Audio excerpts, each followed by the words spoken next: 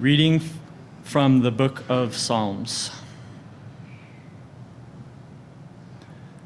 Happy are those who do not follow the advice of the wicked, or take the path that sinners tread, or sit in the seat of scoffers. But their delight is in the law of the Lord, and on his law they meditate day and night. They are like trees planted by streams of water, which yield their fruits in its season, and their leaves do not wither. In all that they do, they prosper. The wicked are not so, but like chaff that the wind drives away. Therefore, the wicked will not stand in the judgment, nor the sinners in the congregation of the righteous. For the Lord watches over the way of the righteous, but the way of the wicked will perish.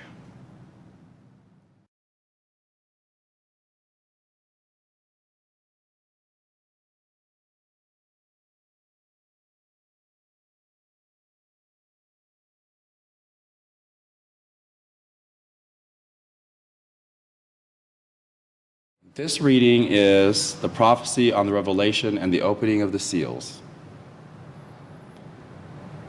On the first Sunday following Epiphany, the man, vowed to God, went in company with the companions of the way to the sanctuary in the wilderness regions of the desert to greet the image and the word of God manifest at sunrise. And the clerical community was gifted by the God's grace manifest to the congregation at the consolatory, where they all did partake of God's true Eucharist of the Second Advent.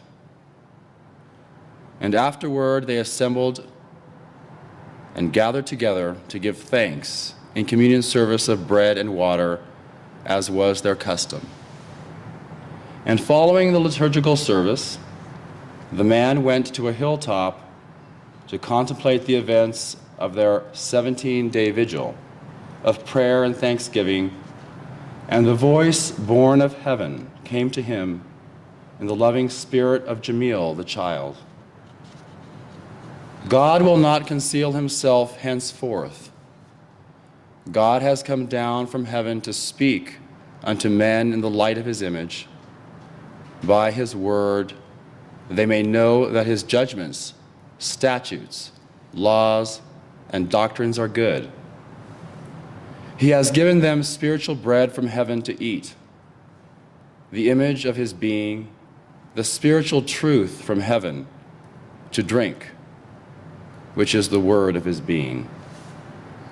Let all dedicate themselves to God and turn from the world and its ways. And let the righteous who may be far from God look upon the image of his countenance and hold to the way, lest they be judged with the wicked. No nation, no person can ignore God's judgment, a judgment that is just and right and illuminates the whole universe. The righteous have prayed for his judgment. The wicked disbelieve it, but none should fear it. The races of the earth, being mortal, are cursed from the womb. They are under the powers of darkness, who first turned their ancestors away from God. But now, with the appearance of God's image and word, the righteous may turn to God's mercy and rejoice in their salvation.